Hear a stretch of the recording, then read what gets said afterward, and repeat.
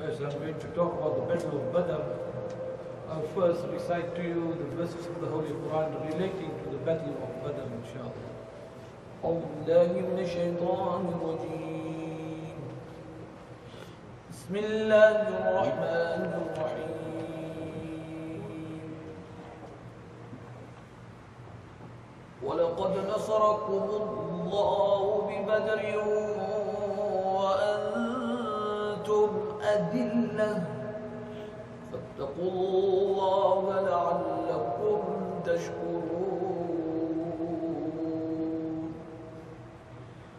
إذ تقول للمؤمنين ألن يكفيكم أن يمدكم ربكم ب3,000 من الملائكة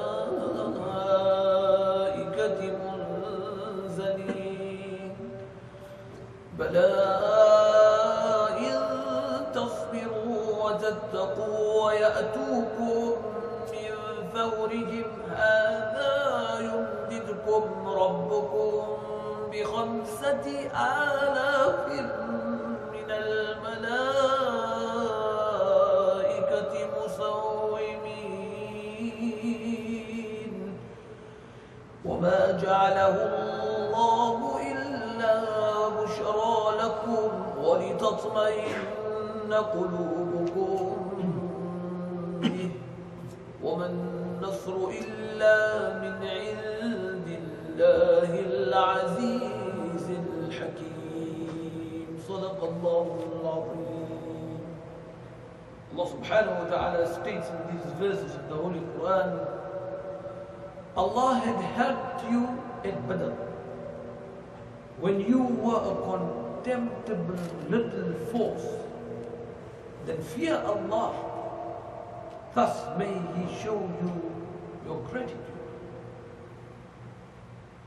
May ye show your gratitude. That means you will show your gratitude to Allah subhanahu wa ta'ala. Remember, thou saidest to the faithful, it is not enough for you that Allah should help you with 3,000 angels specially sent down? Yes, if you remain firm and act right, even if the enemy should rush you, even the enemy should rush here on you in hot haste, your Lord would help you with 5,000 angels making a terrific onslaught. Allah made it but a message of hope for you, an assurance to your hearts in any case. There is no help except from Allah subhanahu wa ta'ala, the exalted, the wise. To understand the importance and implications of this battle of Islam, it becomes necessary to place in its historical perspective. This battle took place in the second year of the Hijrah, at a time when the fragile city-state of Medina was formed, along with a unique constitution that established equal participation by the Jews and their regard as people of the book. At the same time, Rasulullah sallallahu alaihi wasallam was consolidating the Muslim Ummah, laying the foundation of love and unity between the Muhajirun and the Ansar. This was one of his great challenges. Remember, the Muhajirun who left Mecca in obedience to Allah's command and migrated were dispossessed.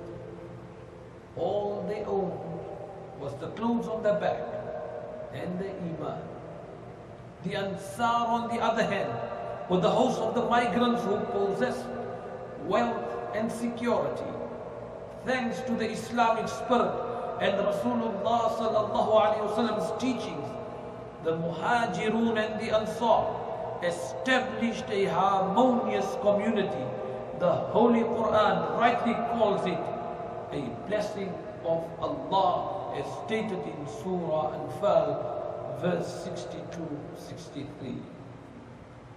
The inner challenge to the unity of Muslims was much less serious than the external challenges.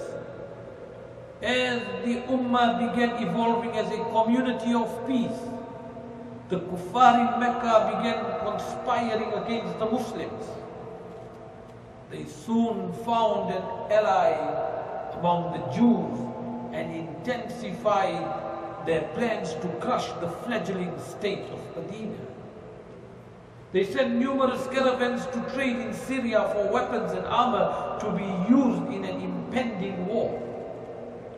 Rasulullah sallallahu alayhi wasallam was aware of their activities and sent regular scouting missions to monitor them.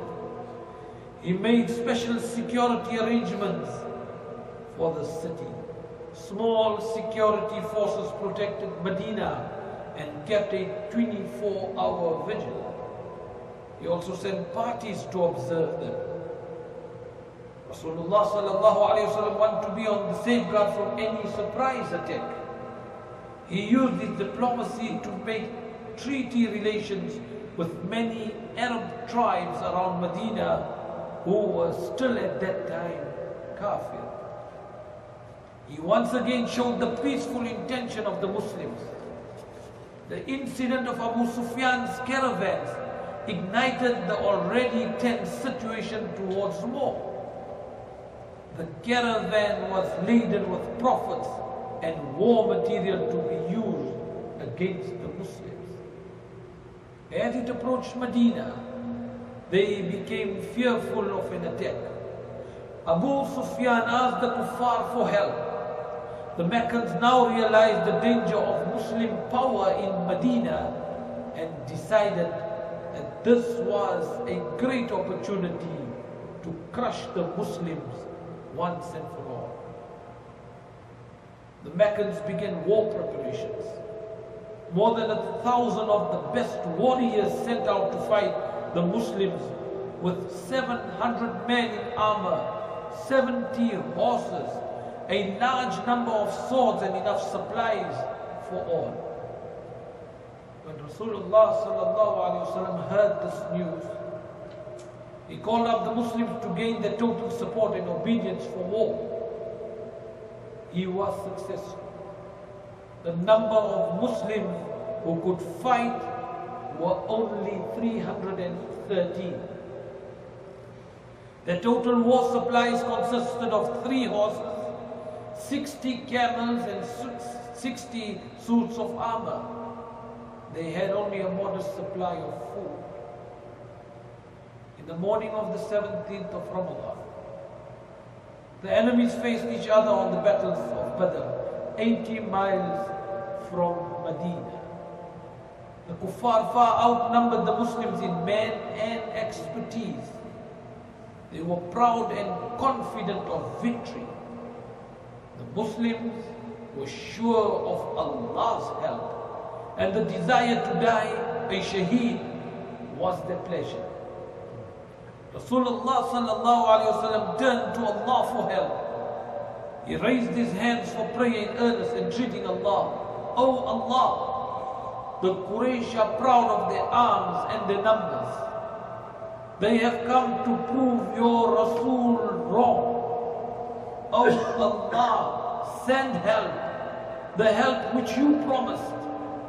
If the small number of your faithful servants are killed, no one will remain to worship you and glorify your name."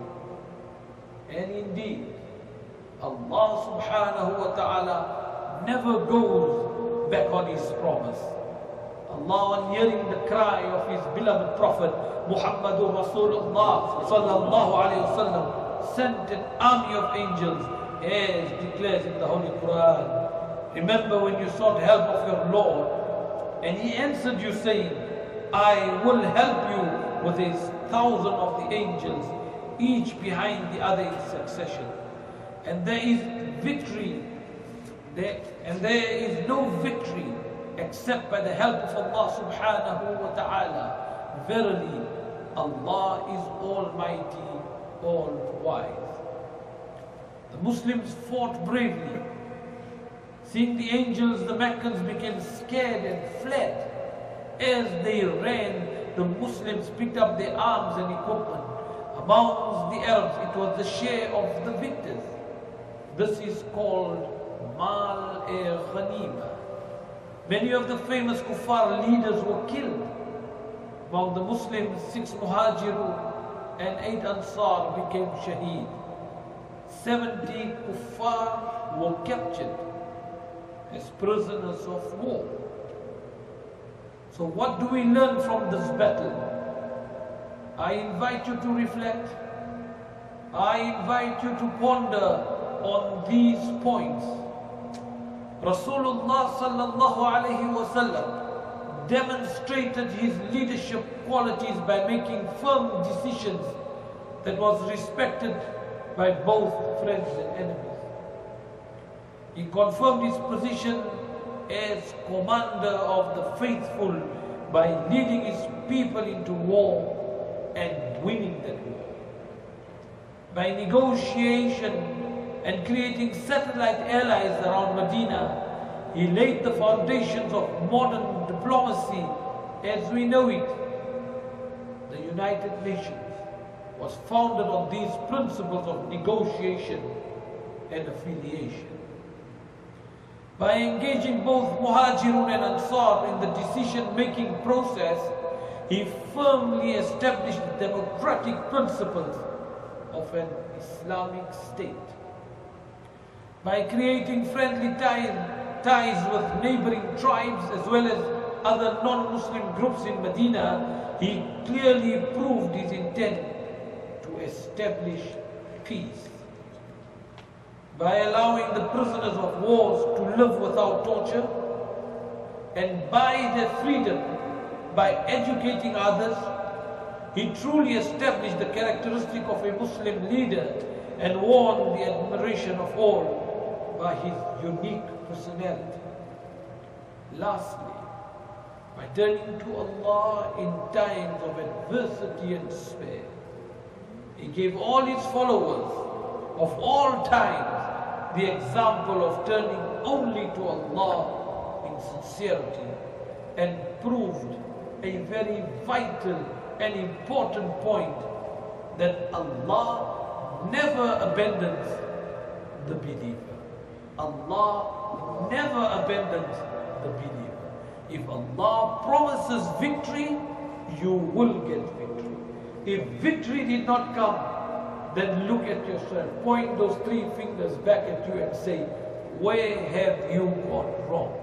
What are you not doing correct? That Allah's mercy, that Allah's guidance is not with you. Allah's promise will always be true, and we as believers need to put our trust in that whatever Allah promises will always be the truth. May the Almighty Allah give us the hidayah. Ameen. That these people, these great Sahaba, gave their life so that we could get the Islam. They sacrificed their life, they sacrificed their wealth, they sacrificed their families for Islam, for Allah and His Rasul. Ask yourself, what are you doing for the sacrifice of Allah, for the sacrifice of Rasulullah and the sacrifice of Islam? What are you doing? If you still haven't done anything, Allah has given you life. Allah has given you life. Sacrifice for Allah and His Rasul. That is the best road.